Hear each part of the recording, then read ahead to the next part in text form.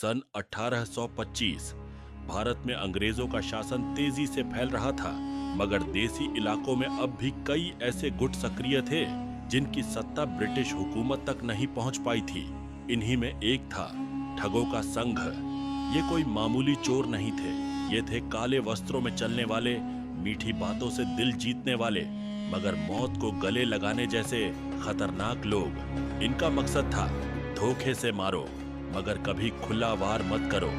बुंदेलखंड के बिहड़ों में एक समूह का नेतृत्व करता था बिंदेश्वरी बाबा, जो देखने में एक साधु लगता था, मगर असल में वह एक शातिर ठग था।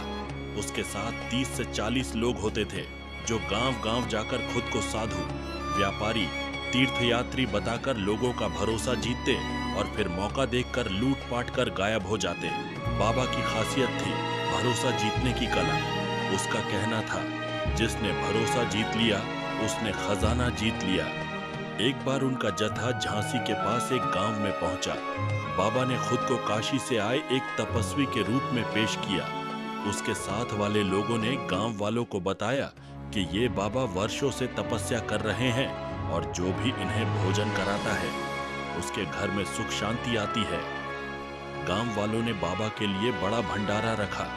3 दिन तक गांव में रुकने के बाद बाबा ने रात को गांव के सरपंच से कहा, तुम्हारे भाग्य में सोना लिखा है, मैंने स्वप्न में देखा है। अगर तुम मुझे अपने घर में रात भर पूजा करने दोगे तो कल तुम्हें खजाना मिलेगा। सरपंच और उसका परिवार बेहद खुश हुए। रात को सब सो गए और बाबा के जत्थे ने घर का सारा कीमती सामान समेट लिया और गायब हो गया। सुबह तक न बाबा था, न उसका कोई आदमी और न सरपंच के घर का खजाना। बिंदेश्वरी बाबा और उसका जत्था उस रात करीब 20 किलोमीटर दूर एक जंगल में बने अपने अड्डे पर पहुंच गया। वहां उनकी अगुवाई कर रहा था शंभू ठाकुर, जो पहले एक सिपाही था, पर ठगों से जुड़ने के बाद उसने अंग्रेजों के खिलाफ बगावत का रास्ता चुन लिया था। शंभू ने बाबा से कहा, अब हमें बड़ा शिकार करना चाहिए, छोटे गांवों से अब बस पेट भरता है, खजाना नहीं। बाबा मुस्कुराए और बोले, शिकार छोटा हो या बड़ा, मार उसी की असरदार होती है जो दिमाग से चले। चलो अब शहर की ओर। गिरोह ने तय किया कि अब वे शहर के आसपास के व्यापारियों को निशाना बनाएंगे। उनके पास एक नया हथकंडा था, फर्जी व्यापारियों की टोली। वे शहर के बड़े बाजार में पहुंचे, जहां बाबा अब एक अमीर तेल व्यापारी के रूप में सामने आया।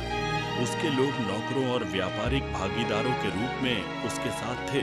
कुछ ही दिनों में बाबा ने इलाहाबाद के एक जाने माने व्यापारी हरिराम साहू से दोस्ती कर ली।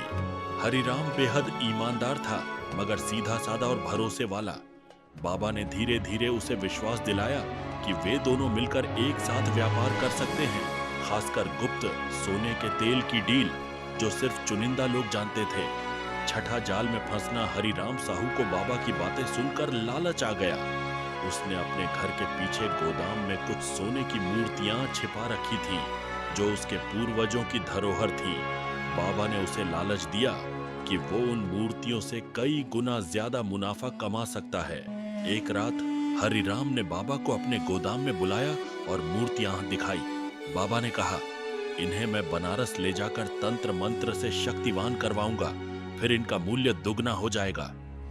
हरिराम ने अपनी पुश्तैनी धरोहर ठग को सौंप दी और अगले दिन बाबा का नामो निशान भी न रहा। पहली दरार गिरोह जब जंगल में वापस लौटा तो लूट का सामान देखकर सभी खुश हुए, सिवाय शंभू ठाकुर के। उसने बाबा से कहा, हमेशा तुम्हारा नाम चलता है, हिस्सा बराबर का, मगर इज्जत सारी तुम्हारी। ऐसा कब तक चलेगा? बाबा ने शांत स्वर में कहा, तू मेरा साथ छोड़ना चाहता है ठाकुर? शंभू बोला, नहीं, पर अगर तू राजा है तो मुझे मंत्री समझ, वरना बगावत होगी। बाबा ने मुस्कुराकर कहा, ठीक है ठाकुर, अगली योजना तू बना। और यहीं से कहानी मोड़ लेती है विश्वास, सत्ता और लालच का संघर्ष।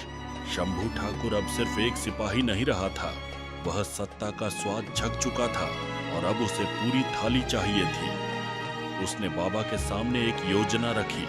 इलाहाबाद के पास फतेहपुर कोठी है, जहां ईस्ट इंडिया कंपनी के गुप्त खजाने की अफवाह है। वहां अंग्रेजों ने हाल ही में एक बड़ा सौदा किया है और सुना है कि वहां 2 रातों के लिए खजाना रखा जाएगा, फिर काफिला बनारस को रवाना होगा। बाबा चुप रहा, फिर बोला, खजाने की अफवाहें बहुत होती हैं ठाकुर, पर अगर ये सच निकली तो तू मंत्री नहीं, मेरा उत्तराधिकारी बन जाएगा। शंभू की आंखों में अब केवल खून और खजाना तैर रहा था। गिरोह ने एक नया रूप धारण किया। इस बार वे खुद को ब्रिटिश सेना के सहयोगी भारतीय दुभाषियों के रूप में प्रस्तुत कर इलाहाबाद की छावनी के पास पहुंचे। बाबा ने अंग्रेजों की नकल इतनी सफाई से सीखी थी कि कोई भी उसे देखकर कहता, यह आदमी जरूर किसी अंग्रेज अफसर का विश्वास पात्र रहा होगा। शंभू ने वहां के एक असिस्टेंट क्लर्क जॉनसन रॉस को शराब और महिलाओं के जाल में फंसाया और फिर उसी के जरिए खुफिया जानकारी निकाली। खजाना असली था। रात 2 बजे जब गार्ड बदलेंगे हम कोठी में दाखिल होंगे, शंभू ने योजना बताई। और उसी रात बीहड़ों के ठगों ने अंग्रेजी छावनी के बीचों बीच एक ऐसा धावा बोला जिसे इतिहास में कभी दर्ज नहीं किया गया। वे कोठी में घुसे, गार्ड को बेहोश किया और तिजोरी का ताला शंभू ने खुद तोड़ा, क्योंकि वह कभी इसी तिजोरी की रक्षा किया करता था। खजाने में सोने की ईंटें, चांदी के सिक्के और राजघरानों से लूटी गई बेशकीमती चीजें थीं। गिरोह जब कोठी से निकला तो उनके पास दौलत थी, मगर साथ में शक, घमंड और लालच भी। जंगल में वापस पहुंचते ही शंभू ने एकाएक तलवार खींच ली और बाबा से कहा, अब तू नहीं, मैं बनूंगा राजा। ये दौलत मेरी योजना से मिली है, अब तू पीछे हट जा। बाबा ने कोई विरोध नहीं किया। उसने बस एक बात कही, राजा बनने से पहले सीख कि राज्य बचाने के लिए क्या कुर्बानी देनी पड़ती है।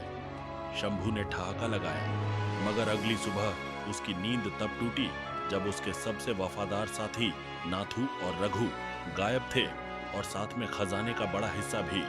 नाथू और रघु दरअसल बाबा के पुराने चेले थे। बाबा ने पहले ही भांप लिया था कि शंभू बगावत करेगा।